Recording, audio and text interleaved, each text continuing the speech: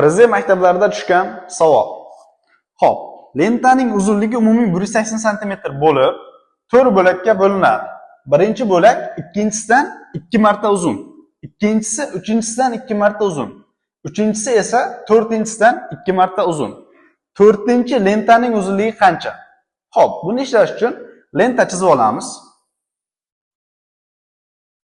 Lentamiz 4 ta bo'lakka bo'lingan ekan. Uchinchisi esa to'rtinchisidan 2 marta uzun deyapti. Bizga to'rtinchisining uzunligi berilganmi? Yo'q. Shuning uchun uni x deb nomlab olamiz uzunligini.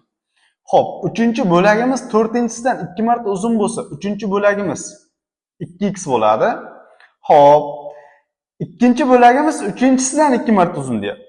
Ikkinchi bo'lagimiz uchinchisidan 2 marta uzun bo'lsa, bunisi 4x bo'ladi.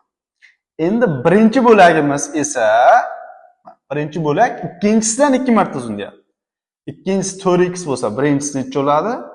8x bo'ladi. Xo'p, demak 8x bo'ladigan bo'lsa, общий lentaning uzunligi qancha deyildi? 180 cm deyilyapti. Xo'p, 180 cm bo'lsa, x lar qo'shib oladigan bo'lsak, 8 ga 2 ni qo'shsak 10, 10 ga 4, 14, 1 ni qo'shsak 15x teng ekan o'sha 180 cm, ya'ni lentaning uzunligi. 180 ni 15 ga bo'lsam, ximiz teng 12 cm. Bizdan o'sha 4-lentaning uzunligini so'ragan, u x ga teng, ximiz esa 12 cm chiqdi. 12 cm A javobimizda turibdi. Shunga o'xshash Prezident maktablari, Al-Xorazm maktablariga tushgan savollar sizlarga qiziq bo'ladigan bo'lsa, bizni kuzatishda davom eting.